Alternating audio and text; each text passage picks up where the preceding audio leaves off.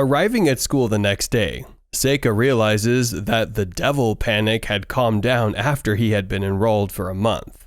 Just then, his thoughts are interrupted by Effa, who excitedly runs up to him after seeing him from afar. While the two walk together, Seika sees the fierce Amu. Seeing her makes him remember his plans for living life. Apparently, his plan involved befriending someone as strong as Amu and enjoying the shade of her umbrella. This he feels is a wonderful and perfect low-key plan, since it will prevent him from meeting the same end he had met with the last time. Immediately, he calls out to Amu, but she clearly warns him not to talk to her like they are friends. Having been snubbed by Amu, Seika tries to maintain his cool. He, however, is determined to take his time to make her his friend, although he still wonders how it is he can do that. Shortly after, Seika and Effa are walking together, when he sees a large bowl of green liquid falling directly above their heads. This prompts him to make the use of Paper Doll's magic in order to teleport them out of danger. This makes Effa shocked as she wonders what just happened. Going close to the substance, Seika is left wondering what it is. In order to figure it out, he plans to take some of it back with him. At that moment, his teacher, Professor Cordell, calls out to them, asking if they are okay. Apparently, he had been the one who spilled the large bowl of green liquid. After taking care of the bowl, he seeks to know if they are hurt and apologizes to them for the incident. While Seika abruptly states that he is fine, he seeks to know what the substance is. In reply, Professor Cordell states that it is a mixture of his research, which he made from stewing monster blood, minerals, and medicinal herbs. Hearing the components of the substance, Seika is justified of the stink. However, he seeks to know if the professor was also responsible for the floating of the large jar. To this, the professor confirms their claim, stating that he had tried to move the large jar up a floor, but was unable to do so since he is a light element specialist who isn't good at using dark elements. Hearing him say this, Seika recalls that the dark element controls gravity, time, and space, while the light element controls lightning and light itself. The thought of this makes him realize that people who can use those are rare. Just then, the professor takes his leave. While Seika continues to look at him suspiciously, he is reminded by Effa that they need to hurry to Professor Keiran's class. When the class ends, Professor Keiran informs the students about the founding anniversary rite. To help with the rite, she seeks the assistance of the top two students in the class, who happen to be Amu and Effa. While Effa is shocked at this, Amu seeks to know what they have to do. In reply, the professor stated that they would have to take the new student roster to the temple in Rodnia Forest in order to have it blessed. Hearing her mention the forest makes Seika remember that it was where he had met Gallius. Just then, he raises his hands and asks the professor what would happen if one of the two students who were meant to help suddenly declined. In that case, the professor states that the third-place student would have to help. Fortunately, the third-place student, Seika. Due to this, he plainly asks Effa to decline, and she does so. As much as the professor doesn't approve of his behavior, she is forced to accept their decisions. More so, Seika feels it's a traditional right that shouldn't be left to a slave.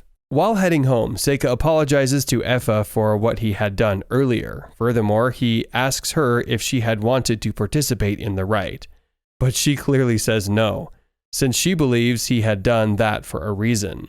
Meanwhile, Effa seeks to know if his reason for wanting to participate in the rites is because of Amu. To this, he admits, stating that he does so because some people resent her for what she had done during the devil panic. Through this, he intends to make them stop. Feeling a sense of jealousy, Effa seeks to know if she is his type of girl, since she is pretty, slim, and has nice hair. However, Seika denies her claim, stating that he just wants to be friends with her. Still curious, Effa asks why it has to be her, and he reminds her of how Amu beat the devils, emphasizing on how skilled she is to have done that. Due to this, he intends to be her friend. Hearing him state these qualities of Amu, Effa continues to feel a sense of jealousy and openly states that she can get stronger too. To prove it, she informs him about her recent activity of gathering spirits who are starting to follow her command.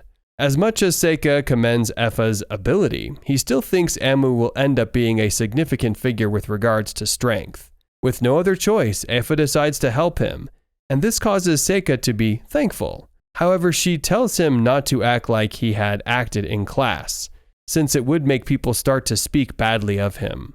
Seeing how much she cares about him, he assures her that he wouldn't.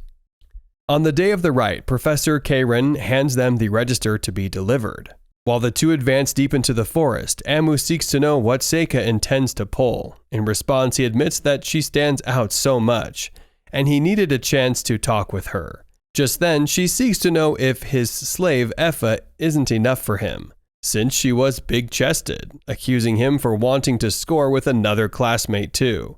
This Seika finds funny as he informs her that it is a big misunderstanding, since he isn't in a relationship with Effa, even though she believes his claim. She has a feeling that he is fooling around with Effa. However, as much as Seika denies her claim, she continues to believe otherwise. This makes Seika realize that she loves dirty talk. Just as she is about to scold him for thinking that way, she is stopped by her painful headache. At that moment, the two see a cut 3 with a magical circle, which transports them to a dungeon. In the dungeon, the two are attacked by some monsters, which Amu wastes no time in slicing down. However, just as she cuts down the last one, she's attacked from behind by a large-looking monster. Fortunately, just before she is hit, Seika uses his magic to summon a stake driver, which smashes the monster's head. This kind of spell is new to Amu, who admits to having not heard about it. But Seika states that it is one of the perks of his family, the Lamprogue family, which allows him to study spells that most people do not. With how dark the place is and how the monsters appear, Amu realizes that they are in a dungeon, and the two try to figure a way out. While Seika thinks they should stay put and wait for help, Amu believes help won't come if they wait, since dungeons have a low survival rate, especially since they do not even know where they have been teleported to. Finding them, she thinks, is a job that even search and rescue specialist adventurers will not take. With no hope but to help themselves, Seika lights up the path with his paper dolls. Seeing this, Amu is surprised that he can also do light magic. This, she feels, would improve their chances of survival. Seeing how relaxed she is, Seika thinks Amu is having fun, given the circumstances they find themselves in, but she denies his claim. While they advance deep into the dungeon, Seika sets up some paper dolls on the ceiling to help his paper dolls on the surface, to help them find an exit. Shortly after, the two are attacked by some strong-looking monsters. Seeing them, Amu wastes no time in charging at them, cutting them down. However, she is hit by one of them and forced to pass out. In order to protect his partner, Seika summons the wood element once again, allowing it to smash the monsters one after another. Unfortunately for him, the monsters keep coming in large numbers. As a last resort, Seika summons the giant centipede, which kills all the monsters easily. When Amu regains consciousness, she is surprised since her wounds are healed. However, the headache remains, and this makes Seika worried. Since he had transferred all of her wounds into a paper doll, he realizes that her headaches aren't ordinary. This makes him set up a magical barrier to prevent curses from coming through. Surprisingly, this stops the headache, making her realize that her headaches are actually a curse. Just then, Seika sought to know when it started, and it had started when she first enrolled. She, however, doesn't think it's a curse, since she bears no curse marks. In order to verify it, she permits Seika to take a look at her body, but he doesn't see anything, although he believes the fact that the barrier stops it means it is a curse. Due to this, Amu wonders if she will have to continuously stay in the barrier.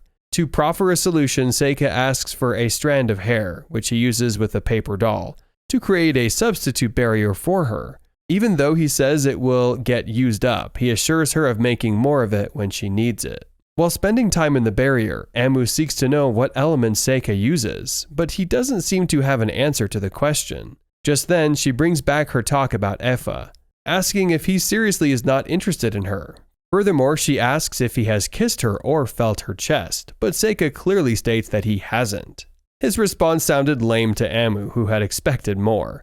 At that moment, she informs Seika that Effa is in love with him, but he thinks it's a misunderstanding. Since they are like family, she, however, doesn't believe that it's possible for a noble and a slave to be family. To clarify, he informs her that he was an illegitimate son who had been treated like an outsider, with Effa being the only person who treated him right.